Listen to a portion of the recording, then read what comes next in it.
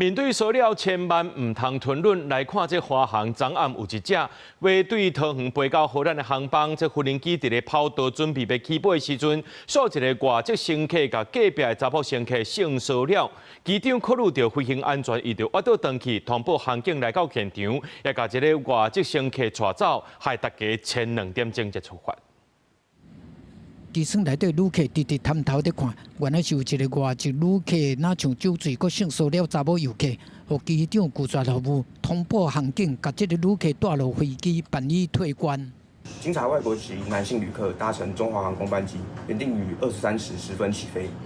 飛機於滑行途中，機長因為該旅客酒醉情緒不穩，且有騷擾女乘客情事，決定拒載該旅客。事件發生在昨一暗，中華航空 CI73 桃園飛荷蘭阿姆斯特丹的班機發生酒醉的旅客哪像性騷擾查某旅客事件，機長考慮到安全，在班機出走的半途，決定轉去航站。班機延前將近2點鐘了，閣再起飛。若準在半空中有旅客惹事，就會考慮依法使用約束帶，甲惹事的旅客強制固定。當發了第2次警告信的時候還不行哦，那客艙經理可能就會請我們回報公司。那如果可以哦，那我們就可能把乘客約束住之後，我們會繼續往目的地走。這幾年機艙鬧事直直發生，今年4月台灣華航嘛發生有旅客佇機頂扇空服員的喙皮，了後隨後航警帶走。其實各航空公司攏運送相關的限制，華航就有規定講，為了飛行安全，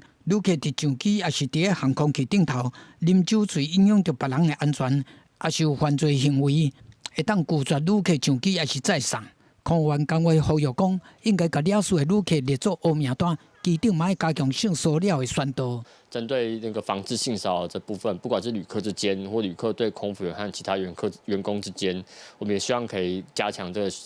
宣導的部分。華航針對此事發聲明講，事後有照標準作業程序，即時通報航警處理，並且由航警陪同惹事的旅客落飛行機，強調對惹事甲無理性行為堅持無吞忍。